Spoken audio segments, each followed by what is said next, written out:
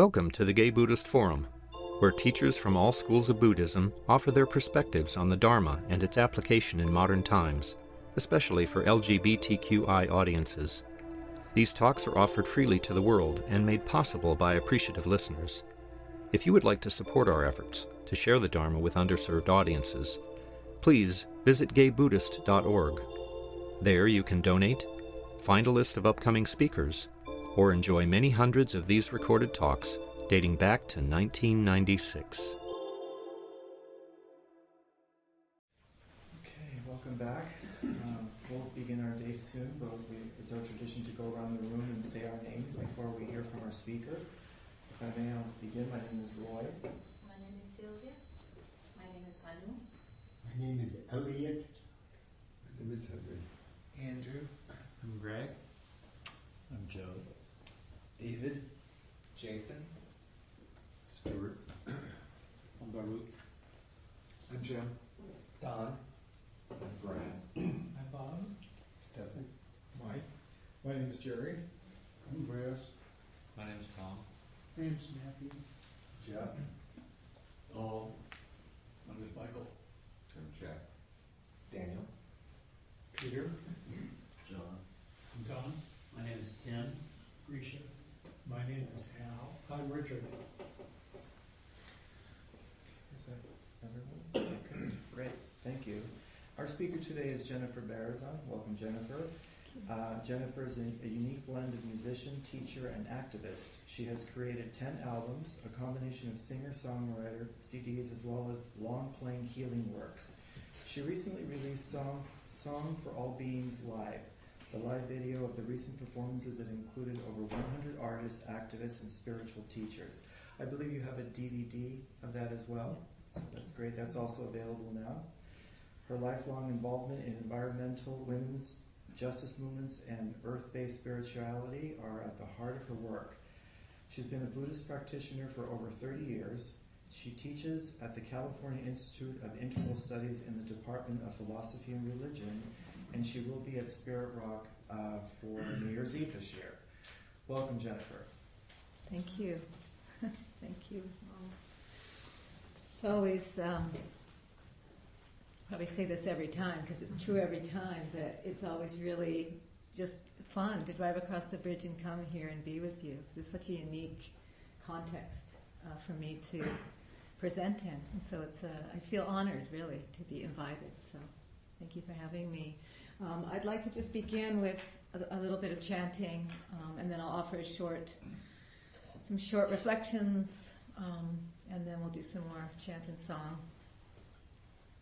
You know, many of us who come into Buddhism, especially if we started in the Theravadan tradition, Vipassana, I went on, in my early 20s, retreats where there was absolutely no singing, right? Can you relate to that? And I had this idea that there was no chanting in that tradition. When Buddhism came here and was brought by some of the early teachers to places like Spirit Rock and in the East Coast centers, the chanting part was removed, and we ended up just with pure insight meditation. So sometimes when it started to be brought in, it felt kind of strange, and was that allowed, you know? But the truth is, if you've traveled in Asia, all Buddhist traditions have song and chant. Probably every spiritual tradition, except maybe some of the very extreme. I don't know if there's some extreme fundamentalist Christian sects where you're not allowed to sing. That might be the case, but so saying that what we're doing, of course, is deeply rooted in Dharma practice. This is a simple mantra that comes from the Tibetan teachings, which is just the sounds Om, Ah, Hum, and they're considered energetic phrases that, in this case, with this mantra, are said to open the body, to open speech, thought, and action, and infuse it with compassion. It's kind of considered a purification chant. So instead of burning sage at the beginning of something, you could do this chant, Om, Ah, Hum, and it sort of functions the same way. It's just kind of bring a purifying energy to our minds and hearts. It's just Om, Ah, Hum. And you can sing in unison in the beginning, which just means we all sing the same note. And then if you feel like you want to sing another note, Pete Seeger used to say that any note your neighbor's not singing is a harmony.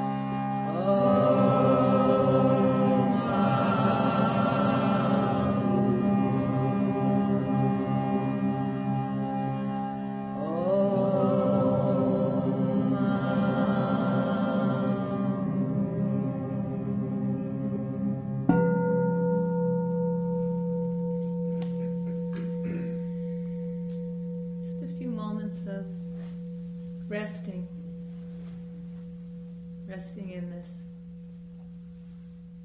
body, nothing to do, no one to become, nothing to change or achieve, just resting here and letting the resonance of the chant help us settle more deeply. Inviting in a feeling of ease as much as possible.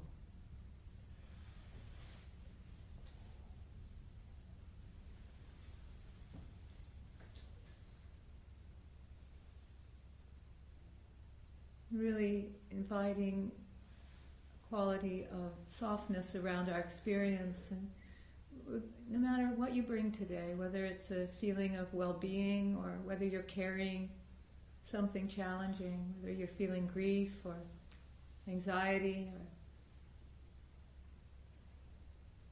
any kind of challenging emotions or reality in your life, or whether you're feeling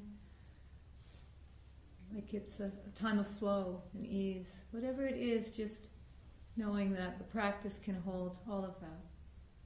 Resting here for a moment, just allowing it to all settle and be held and included.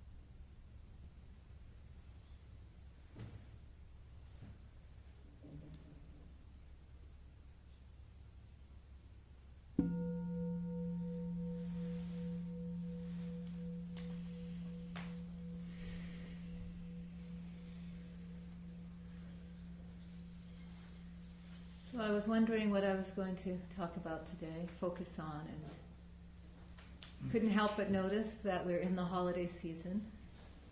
I know Hanukkah is starting soon, for those of you raised in the Jewish tradition or who are involved in that. And of course the coming of the solstice, the darkest, longest night of the year, and all the beauty of that, and the Christmas holiday and into New Year's. Whether we grew up with any of that or we celebrate any of that, it's also true that the season is changing.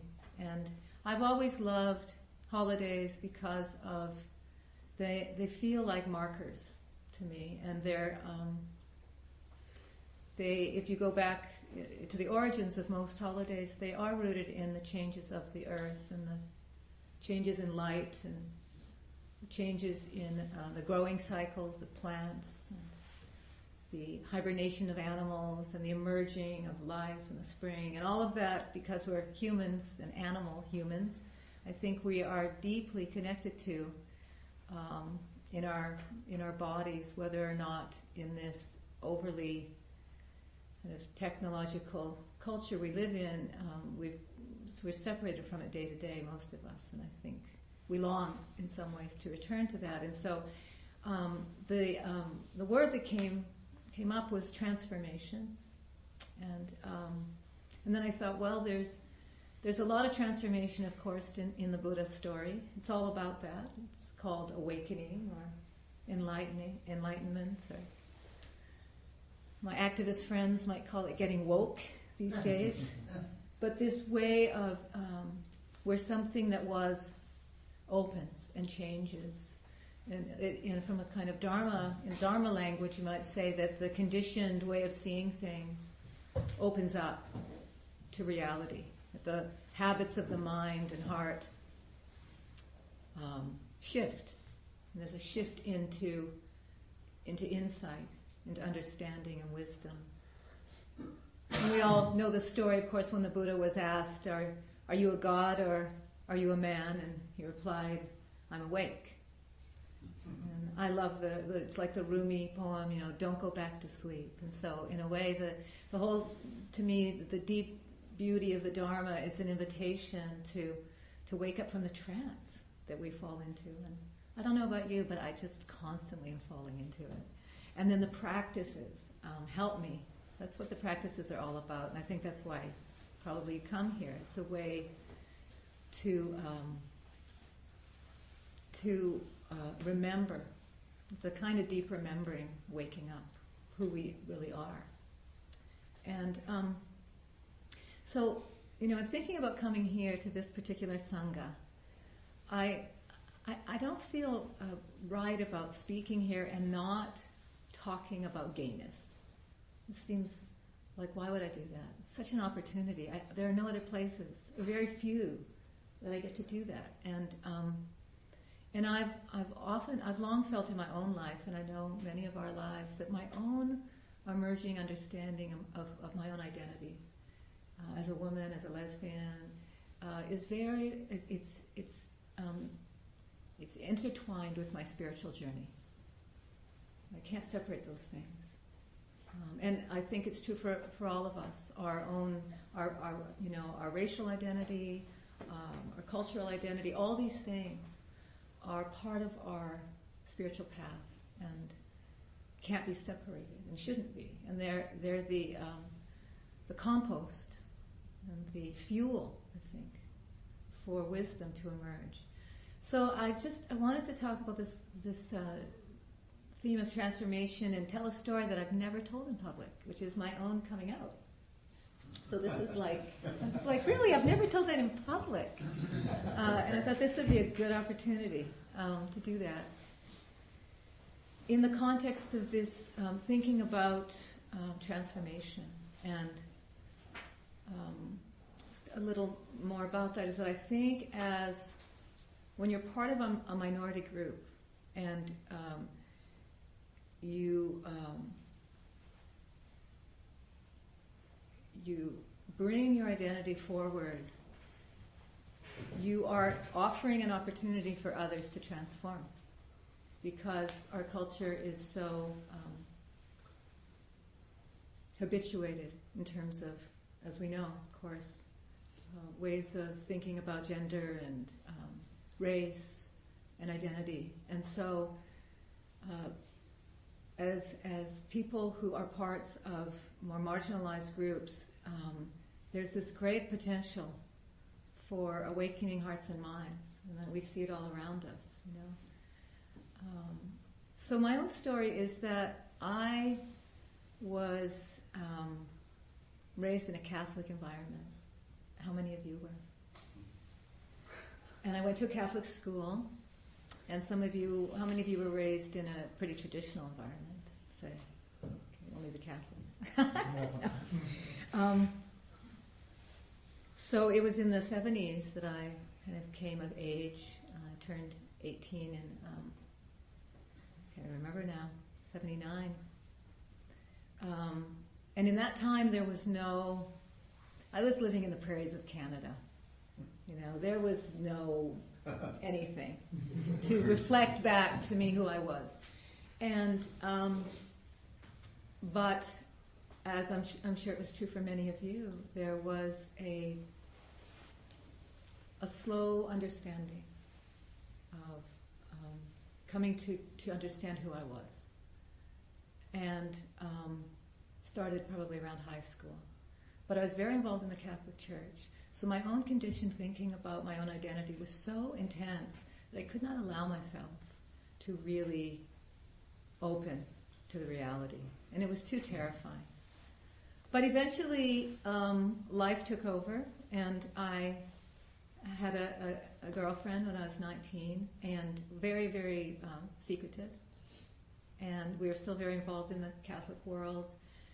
And then, I started to get involved in activism and in a lot of the music community. And eventually I moved to Oakland.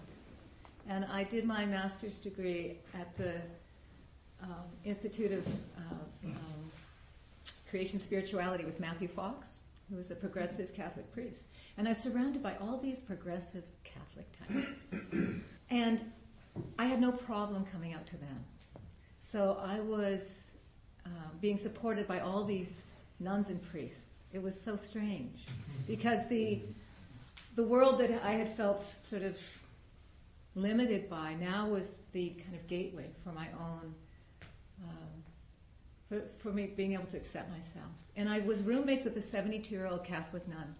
We lived in an apartment on Fruitvale Avenue, and I was like 24, 23. And she was this activist, radical, amazing woman. And we lived together, and one week my mother came down to visit. And I thought, this is the time.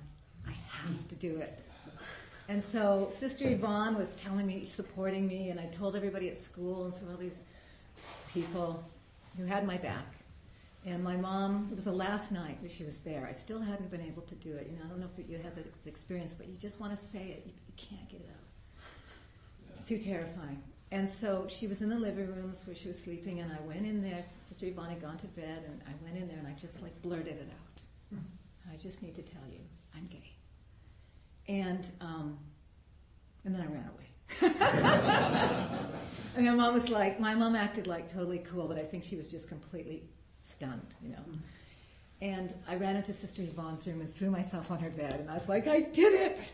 And, but then my mom went home, and there was this whole process of her integrating it. And there was a rocky time of she told my father, and he was part of the Knights of Columbus, which is a very right-wing Catholic organization, was very involved in that. And but what happened is that over time, it took a number of years, but there were some rough moments, but they rose to the occasion. They had the opportunity to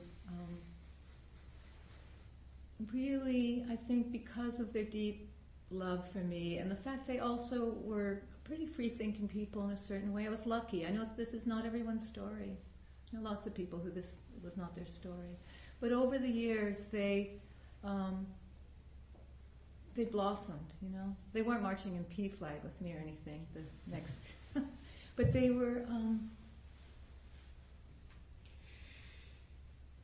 were willing to open their hearts to what was true, which was that they cared about me, they loved me, and that they explored their own troubles around it, their own limitations, and transformed themselves.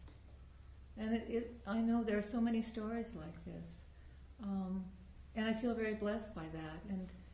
And I think that our culture is transforming, people around us are transforming, and I think that each of us is giving these opportunities in our lives, you know. So for me, the teaching right now is what places in my own psyche are stuck or limited in my own ways of seeing others and myself that need to be transformed, even though it's difficult. And these are, I think, personal transformations, and they're wider global transformations that are needed now on our planet. The other thing I wanted to talk about was the experience I had last weekend of going to see A Christmas Carol. I took my godson because when I was young, that story had a big impact on me. I don't know if you remember it coming on television every year. I watched it in its black and white form. And the story of, most of us know, you know, of Ebenezer Scrooge, who is, because of a difficult childhood, has somehow ended up on this path of where by the time he's older, he's completely shut his heart to the world and to other beings, and is obsessed with wealth and his own workaholism and his own isolation. And I went to the play last weekend. It was beautifully done here in San Francisco, and I came out thinking, this is so dharmic. There is so much dharma in this story of this man's transformation. And so I went online because I thought, I think I'll talk about that next weekend. I wonder if there are other Buddhists thinking this way about this story. And so I looked it up, and then I found all these teachers who have given Christmas talks about A Christmas Carol being, you know, profound, transformational Dharma text. And I thought, okay. And some of the images I have that really remained with me are, you know, when he first goes home on Christmas Eve and he goes to bed and he wakes up with Marley's ghost waking him up. His old business partner wakes him up and he's come to him to warn him. And Marley is, he's bound in all these chains and he's carrying all these chains, he's dragging them with him, and he says to him, Ebenezer, I've come to warn you. These chains are the results of my actions in this life. I have added links to this chain every day through my turning away, through my choices. I thought, oh, there's the karmic teaching. And I thought, what a beautiful image, and a terrifying image of the ways that we chain ourselves, these burdens that we create by our actions, by our turning away, by our closing of our hearts to ourselves and to each other. And Scrooge says to him, but you were such a great businessman. You were so awesome.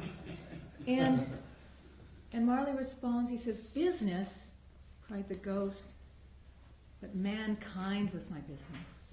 The common welfare was my business. Charity, mercy, forbearance, and benevolence were all my business. The dealings of my trade were but a drop of water in the comprehensive ocean of my business. I thought, wow, that's a bodhisattva teaching right there. And of course, the story, of course, is that what ends up really finalizing or opening the gateway to Scrooge's transformation is in the final experience of the visitation of the ghost of the future, where he sees his own death. And I was reminded so much of how in Tibetan Buddhism they teach to reflect on your death every day. And not as this morbid, depressing meditation, but because when we reflect on our death, what is important becomes more and more clear. And this is what happened to him. And in the play, he's like this, he wakes up and he's a being of luminosity. He's full of joy and sweetness, and his whole being is changed because of this experience of letting go of what doesn't matter. It was so clear to him. But it's a deep kind of almost spiritual transmission, that he has, the way that he's just full of light. And a couple of days ago, I sat at a cremation of a friend. She was a very, very, very wealthy woman. And I hadn't seen her in a while. My friend Nina Wise, a Dharma teacher, invited me to come and do some mantras at Fernwood at the Green Burial Place in Mill Valley. And I went and I walked in, and I hadn't seen my friend for about a year, and there she was lying on the gurney in a cardboard box, her body. She wasn't there, but she was dressed in this beautiful sari. Her nails were perfectly done, as they always were in life. She had all of her jewelry on, and she wasn't there. In her beautiful house, everybody was staying in it, in her cars, in her places all over the world. She's not there. They don't belong to her. They have nothing to do with her anymore. She can't access any of it. It was so striking because it was so big, there was so much stuff left behind. And it was so clear that it really wasn't hers. And a combination of these things just all kind of swirling in my being is what I wanted to bring to you today. There's this thinking of what it means to wake up, and the things in our life that give us the opportunity to do that. Whether it's really speaking truth, and whether it's confronting our own mortality and realizing that so much of what I know I spend my life focused on and concerned about is so unimportant. But I fall asleep over and over again. I would welcome the visit of a ghost to remind me if needed, please. Because I fall asleep too. But in that line, I'm also thinking about the world right now, and it's impossible not to.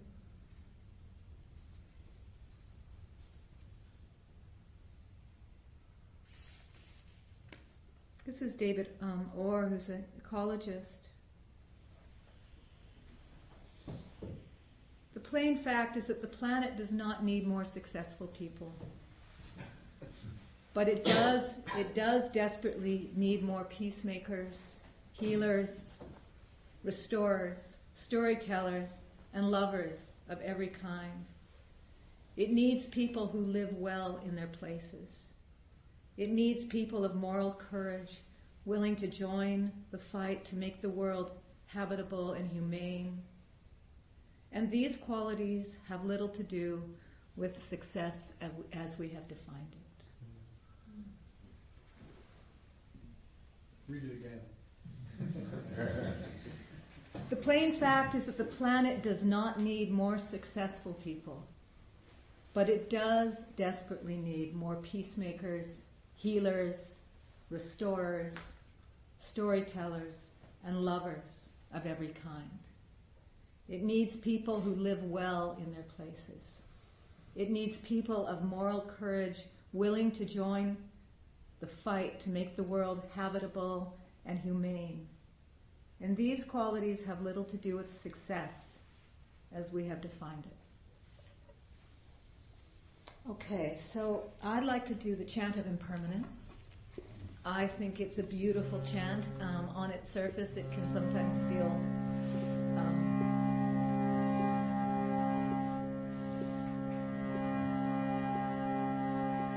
I don't know, when all things are impermanent, it's like, oh, really? But then, of course, when things are problematic, it's kind of nice to know they're impermanent too, right?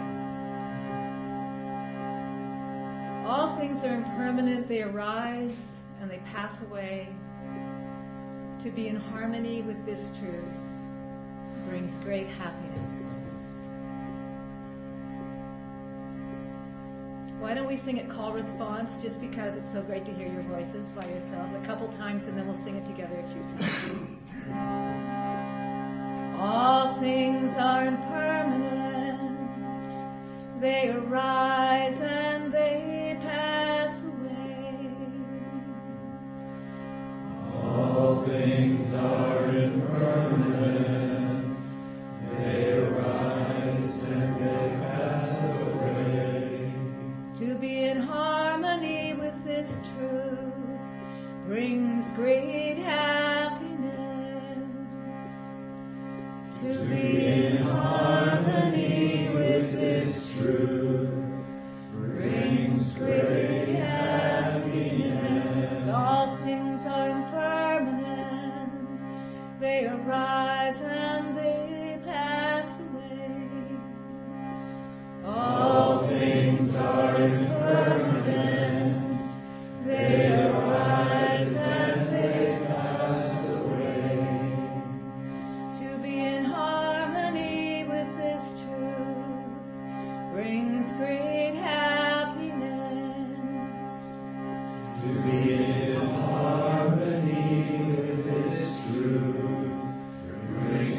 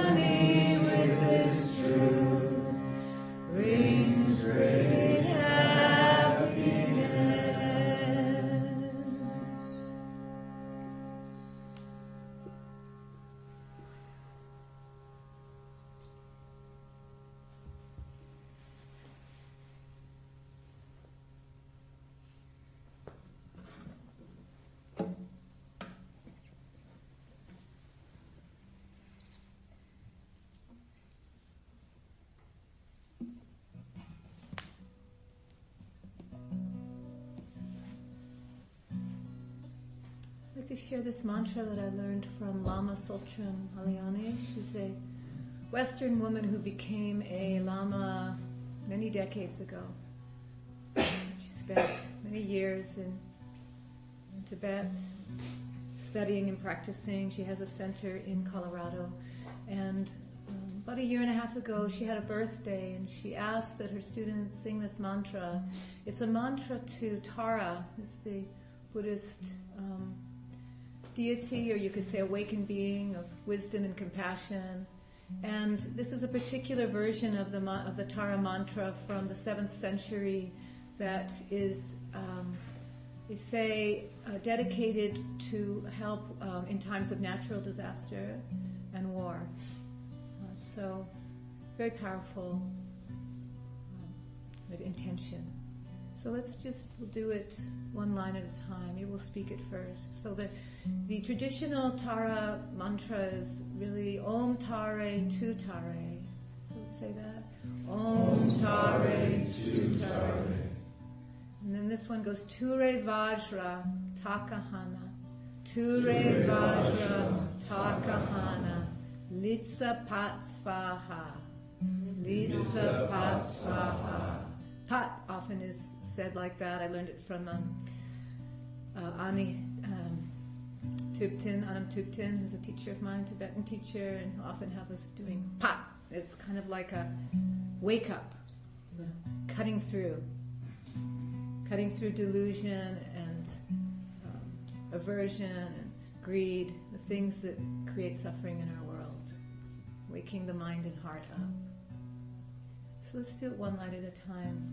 Call response first. Om Tare. Om Tare. Tu Tare. Tu Tare. Tu Re Vajra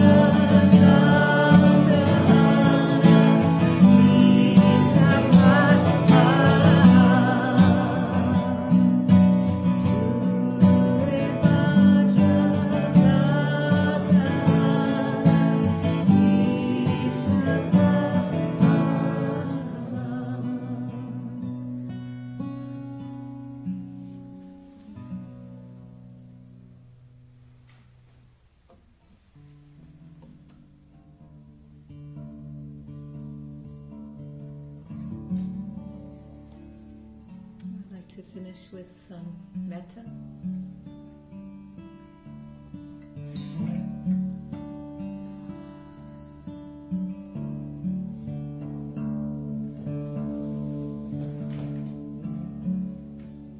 I cannot turn my eyes.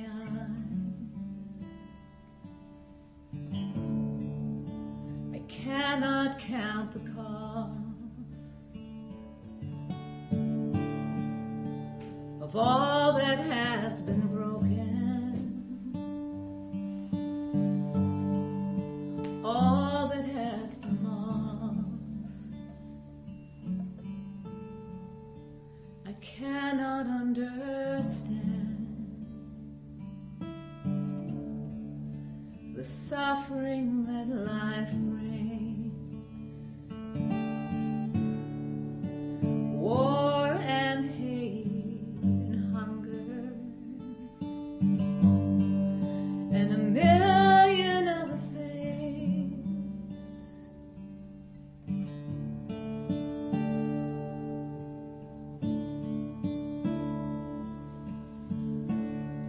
When I've done all that I can, and I vow to do my part,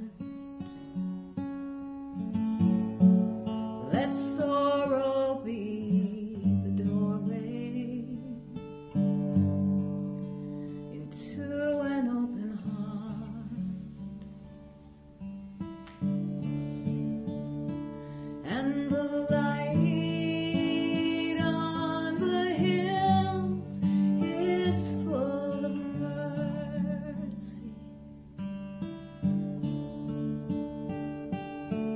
The wind in the trees, it comes to save me.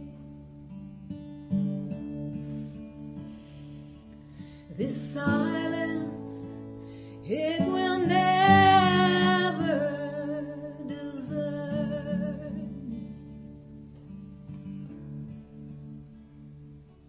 I long to hold the whole world in these arms.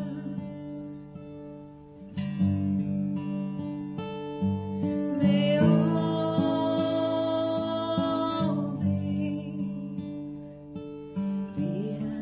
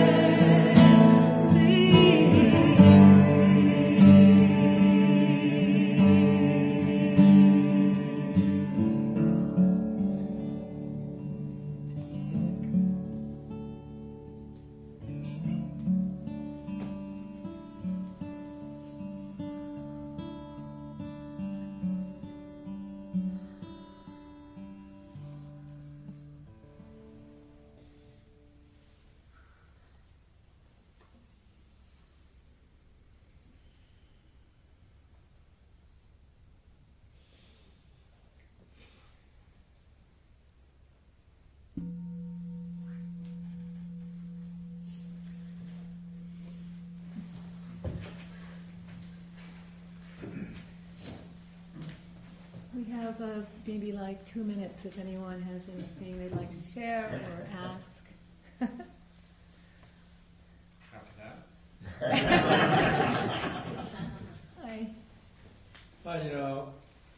I just have to ask it because it's like on my mind. Yeah. And I don't even know that there's an answer, certainly not in 2 minutes. But sitting here, I'm so moved and appreciative of the fact that I have had a journey that seems to have moved forward. And whether it's a journey to awakening or a journey into the light and sharing the light, it's been a journey that has been supported by what has ever been called into the environment into which I am born, and so now I'm also challenged, as so many others, to find myself in the world where are so many people who are so close-mindedly intent on doing so much damage. I've not seen that before, my immediate inclination is I'm just not going to look at it. Yeah, I know. So I don't know. I know. It was such a beautiful hour you provided us with, but it made that experience so more poignant for me. Yeah. No, I know. I mean, we're in those times, absolutely. I feel that, and I can take in so much of it only, and then I have to find ways to, to really feel, what is it? It's, I have to detox from it sometimes. Retreats help me do that and being out in nature, but also, I'm not really interested in a spiritual bypass, not interested in using spirituality to just push it all away or pretend it's not happening or tell a different story about it, because it is happening. And I think that maybe we haven't in our lifetime seen it quite like this. Many generations have at different times at different places in the world. And amazing beings have lived within that. And I think about Joanna Macy. She's a great teacher of mine, and she says, is there any other era you'd want to be alive in? It is an amazing time. And it's really hard. And it's so painful. And I'm furious half the time when I'm not, I'm working with all that too. We all are. But I think that's why we do our practices. I think that's what spiritual practice is about. It's to meet the times. It's to meet what is arising. I feel that way about the world, the loss of species. I've learned this from Joanna. There are species that are dying and are never returning. So do we turn away from it and just act like it's not happening, or do we grieve and honor and turn towards it to make and it brings meaning to our lives. To me, it's like, how do we make our lives meaningful in the midst of what's going on? And I love this quote, about what are our choices given that, about what it means to be successful or what we turn towards. And the forces are strong, I agree. And there's so much amazing, stuff. Have you ever seen, Paul Hawkins, a wonderful teacher, he has this presentation he gives, and at the end he has it's a kind of a video, and he lists all the organizations around the world that are doing amazing things, and it goes on and on and on. There's like millions. It goes on for I don't know, it's just endless. And you watch it and you go, wow, okay.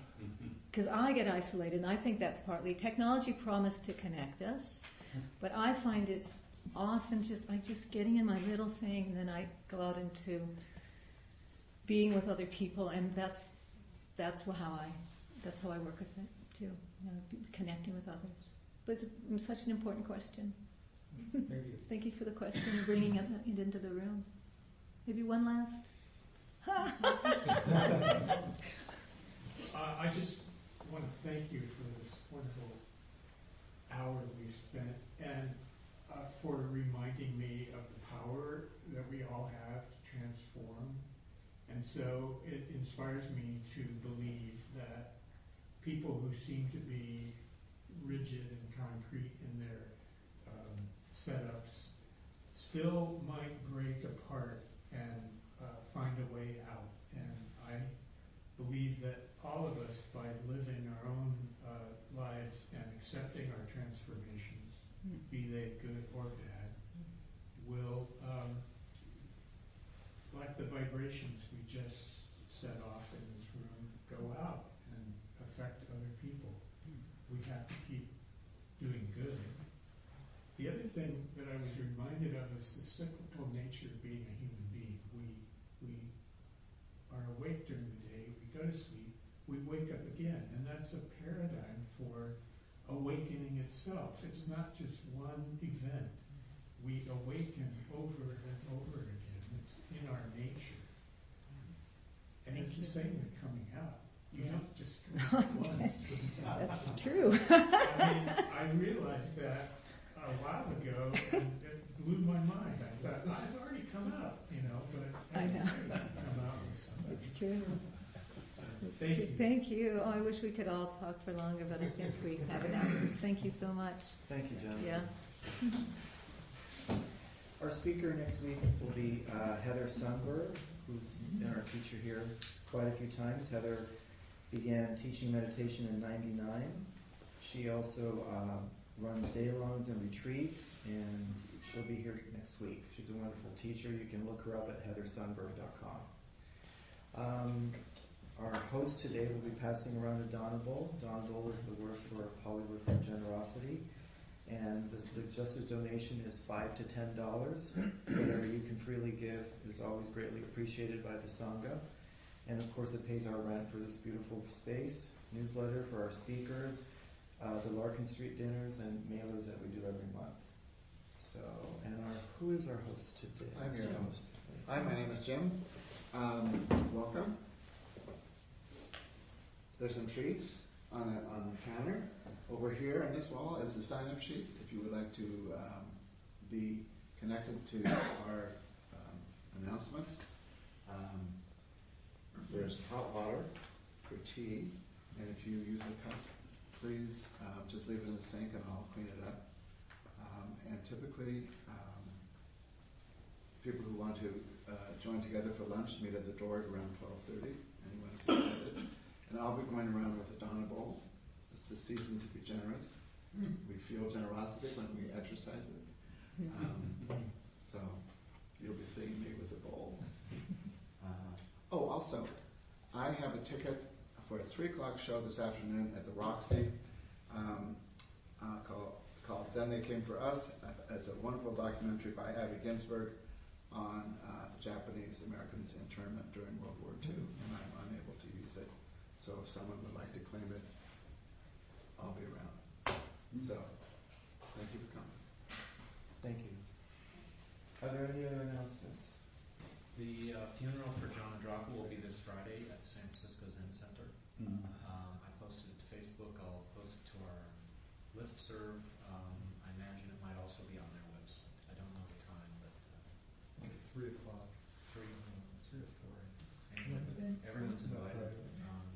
And it's next, you said next Friday? This coming Friday. This coming Friday. 5 days from now. She was a dear friend of our Sangha. Yeah. Thank you for letting us know about that.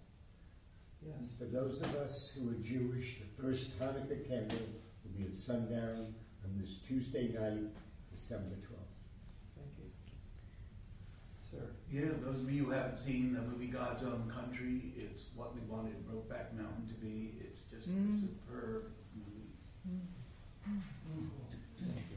I wanted to just also say about New Year's Eve at Spirit Rock. It's very fun. It's a really meaningful way to come and celebrate New Year's. I know I'm always looking for a way to do that. It's me and Nina Wise and Wes Nisker. And there's meditation, there's dancing, there's a lot of singing and chant, there's food, it's deep and profound, and it's also very joyous. So if you're looking for somewhere to come and really be partly in kind of spiritual community, but also celebrate the turning of the year in a fun way, please come. Anyone else? Okay, let's stand for the dedication of merit.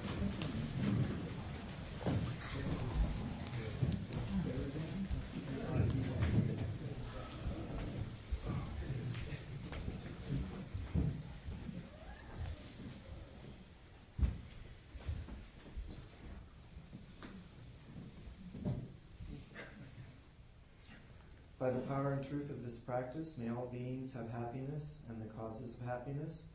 May all be free from sorrow and the causes of sorrow. May all never be separated from the sacred happiness which is without sorrow.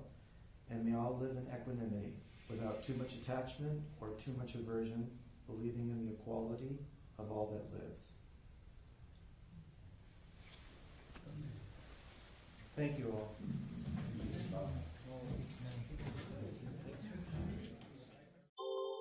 Thank you for listening to the Gay Buddhist Forum.